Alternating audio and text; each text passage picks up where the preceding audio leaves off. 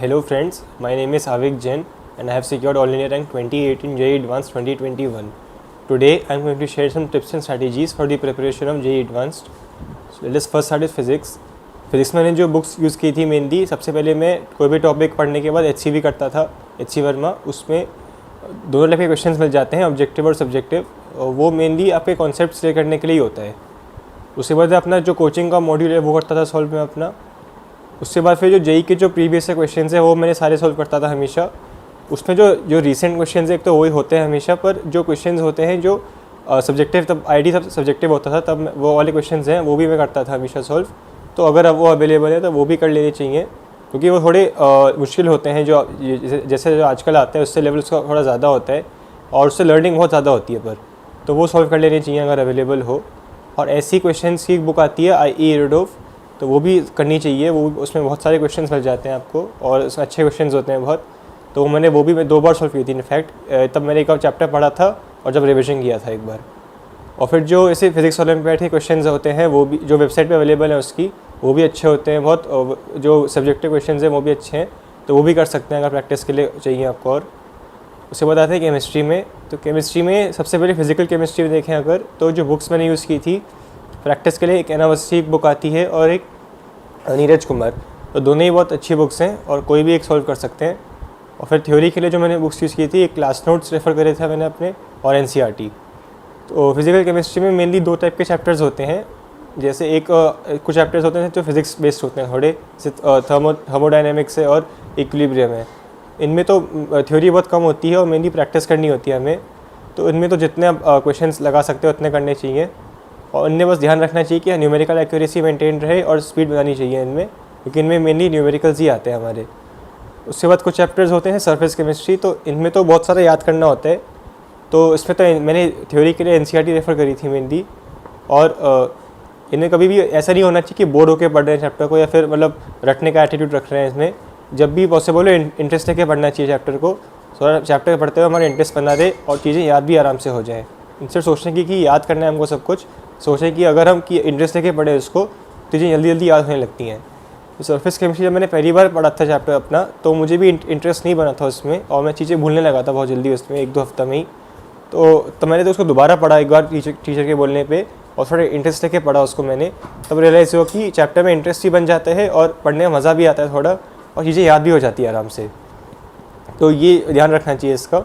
और क्वेश्चन ही साथ साथ करते रहने चाहिए उसके। इसमें तो डायरेक्ट क्वेश्चन ही आते हैं सरफेस केमिस्ट्री में, तो इतनी कोई क्वेश्चन से दिक्कत नहीं आती है। उसके बाद इनऑर्गेनिक केमिस्ट्री में देखें अगर, तो जो बुक्स मैंने यूज़ करी थी थ्योरी के लिए, एक तो क्लास नोट्स रेफ़र करे थे अपने और NCERT। इसमें आपकी मोस्टली जितनी भी थ्योरी है वो सारी कवर हो जाती है। कुछ क्वेश्चंस आजकल जो आते हैं कभी कभार वो थोड़े आउट ऑफ सिलेबस आते हैं, पर उनके ऊपर परेशान नहीं होना चाहिए ज़्यादा, क्योंकि वो सबको ही पता नहीं होगा ऐसे मोस्ट प्रोबेबली। और उनके लिए अगर आप पूरा पढ़ने बैठे हैं, अगर हम पूरी इनऑर्गेनिक केमिस्ट्री, तो बहुत टाइम लग जाएगा और मोस्ट प्रोबेबली याद भी नहीं होंगी चीज़ें। तो उसके ऊपर परेशान नहीं होना चाहिए ज़्यादा। और जो क्लास नोट्स और NCERT सबसे इंपॉर्टेंट है, उसमें मोस्ट ऑफ दी चीज़ें कवर हो जाती हैं। और प्रैक्टिस के लिए मैंने K कुमार नाम की बुक आती है इनऑर्गेनिक केमिस्ट्री में, वो मैंने यूज़ करी थी, और जो कोचिंग का जो मॉड्यूल मिलता था वो। उसके बाद कुछ चैप्टर्स होते हैं इनऑर्गेनिक केमिस्ट्री में, जैसे केमिकल बॉन्डिंग और कोऑर्डिनेशन केमिस्ट्री। तो इनमें मैंने और भी बुक्स रेफ़र करी थी, जैसे JD ली, क्योंकि इनमें मोस्ट ऑफ दी चीज़ें लॉजिकल होती हैं और जो स्पेशल केसेस होते हैं जैसे वो समझने वाले होते हैं थोड़े इनमें, तो वो आराम से याद हो जाते हैं ऐसे चैप्टर्स में। तो मैंने उनमें JD ली रेफ़र करी थी एक बुक, जो इंडियन वर्जन आता है उसका, और थोड़ी इन डेप्थ पढ़ने के लिए उसको। उसके बाद ऑर्गेनिक केमिस्ट्री में आए अगर, तो इसमें सबसे पहले हम जनरल ऑर्गेनिक केमिस्ट्री पढ़ते हैं और IUPAC नोमेनक्लेचर। ये भी थोड़ा बहुत याद करने का ही होता है इनमें, पर अगर अगेन हम इंटरेस्ट लेके पढ़ें इनको, तो वो भी आराम से, जो स्पेशल केसेस होते हैं जैसे इनमें, वो याद हो जाते हैं आराम से। उसके बाद चैप्टर आता है आइसोमेरिज्म। इसमें मेनली 2 पार्ट्स होते हैं, स्ट्रक्चर और stereo isomerism. Isomerism general organic chemistry और IUPAC से बहुत अलग होता है, क्योंकि इसमें याद करने का बहुत कम होता है इसमें, और क्वेश्चंस ही मेनली करने होते हैं जैसे मैथ्स में होता है। तो इसमें जितने क्वेश्चंस आप कर सकते हो उतने करने चाहिए। स्ट्रक्चरल आइसोमेरिज्म में कभी दिक्कत नहीं आती है ज़्यादा, पर स्टीरियो आइसोमेरिज्म जो, इससे ऑलमोस्ट हमेशा ही स्टीरियो आइसोमेरिज्म के ऊपर क्वेश्चंस आते हैं। तो उसके उसमें काफ़ी सारे नए कॉन्सेप्ट्स पढ़ने को मिलता है हमें, तो वो एक बार ढंग से समझ लेने चाहिए क्लास में, और फिर उनकी जितनी प्रैक्टिस हम कर सकते हैं उतनी करनी चाहिए। और जो स्टीरियो आइसोमेरिज्म में कॉन्सेप्ट्स होते हैं उनको हमेशा रिवाइज करते रहना चाहिए 12th में भी, क्योंकि आइसोमेरिज्म एक ऐसा चैप्टर है जो कि हमेशा कोई भी चैप्टर है उसके साथ मिक्स होकर आ जाता है, तो उसको हमेशा रिवाइज करते रहना चाहिए उसके कॉन्सेप्ट्स को।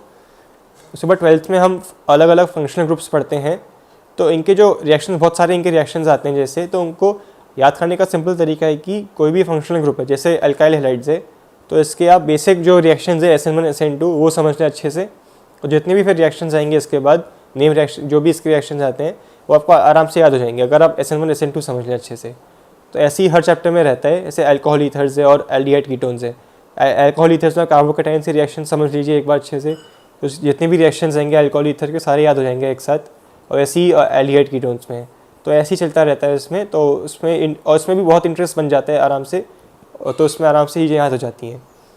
जो बुक्स मैंने यूज़ करी थी ऑर्गेनिक केमिस्ट्री में प्रैक्टिस के लिए, मैंने MS चौहान यूज़ करी थी, और जो अपने कोचिंग का जो बुक्स मिलती थी मुझे, और जो JEE के जो प्रीवियस से क्वेश्चन हैं, और जो थ्योरी के लिए मैंने जो क्लास नोट्स हैं अपने, और पीटर साइक्स और सोलोमन फ्राइल जो इंडियन वर्जन आता है। उसके बाद मैथ्स में आए अगर, तो मैथ्स में भी सब जानते हैं कि बहुत तरह की प्रैक्टिस करनी होती है, थ्योरी का इतना कुछ इंपॉर्टेंस होता नहीं ज़्यादा। तो उसमें जो बुक्स मैंने यूज़ करी थी प्रैक्टिस के लिए, एक तो संगेची एग्जाम क्रैक सीरीज़ आती है JEE एडवांस के लिए, 5 बुक्स का वॉल्यूम सेट आता है एक, वो यूज़ किया था मैंने पूरा। और जो कोचिंग का जो मॉड्यूल मिलता है वो किया था मैंने सॉल्व। जो JEE के जो प्रीवियस क्वेश्चन हैं वो सारे सॉल्व किए थे, और जो मेरी कोचिंग से मिलते थे मुझे असाइनमेंट्स और एडिशनल्स, वो मैंने सॉल्व किए थे सारे। तो इनसे मेनली प्रैक्टिस ही करनी होती है मैथ्स में, और थोड़ा 11th में हम बेसिक टेक्निक सीखते हैं जैसे एल्जेब्रा की, वो कैलकुलस में भी यूज़ होती हैं जैसे, तो उनको अच्छे से समझ लेना चाहिए 11th में ही। सो ये तो एक होता है थ्योरेटिकल एस्पेक्ट प्रिपरेशन का JEE की, पर जो आजकल बहुत टेस्ट हो रहा है JEE की प्रिपरेशन में वो है मेंटल टफनेस बच्चे की। तो उस जो एग्ज़ाम टेम्परामेंट होता है उसको हमें अच्छे से डेवलप करना चाहिए, सो दैट हम पेपर के बीच में कभी पैनिक ना करें। तो इसका एक ही तरीका है कि वंस आपकी प्रिपरेशन कंप्लीट हो जाए 12th के बाद, तो जितने भी टाइम बचता है उसमें जितने भी टेस्ट दे सकते हैं उतने टेस्ट देने चाहिए। तो इसके लिए आप कोई भी कोचिंग की एग्ज़ाम टेस्ट सीरीज़ जो आती है वो भी ज्वाइन कर सकते हैं, और जो वीकली बेसिस पर टेस्ट होते हैं उनको रेगुलरली देना चाहिए, कोई भी स्किप नहीं करना चाहिए कभी भी। टेस्ट देने के मेन फ़ायदा एक तो ये होता है कि आपकी लर्निंग बहुत होती है टेस्ट देने से, बहुत वैरायटी ऑफ क्वेश्चन एक्सपोज होते हैं आप। और फिर एक और फ़ायदा होता है कि आपको अपने वीक एरियाज पता चलते हैं।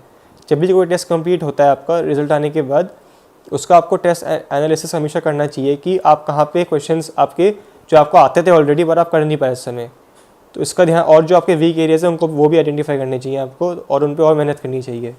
तो इससे आपके वीक एरियाज़ हैं वो भी कवर हो जाते हैं, और आपका एग्जाम स्ट्रेटेजी वो भी डेवलप होता है। टेस्ट देते हुए हमेशा ध्यान रखना चाहिए कि कभी भी आप पैनिक नहीं हो रहे हैं, कि उस चक्कर में जो क्वेश्चन आपको ऑलरेडी आते हैं वो भी आपके मतलब गलत हो जाएंगे, और फिर आपको जो स्कोर है कम हो जाता है इससे। जो मैंने जो एग्जाम स्ट्रेटेजी फॉलो करी थी वो ये था कि पेपर में सेक्शन वाइज करता था सॉल्व हमेशा। सेक्शन 1 जैसे यूजली सिंगल करेक्ट क्वेश्चन होते हैं, तो मैं पहले फिजिक्स केमिस्ट्री मैथ्स के सॉल्व कर लिए, फिर सेक्शन 2 और फिर सेक्शन 3 ऐसे ही।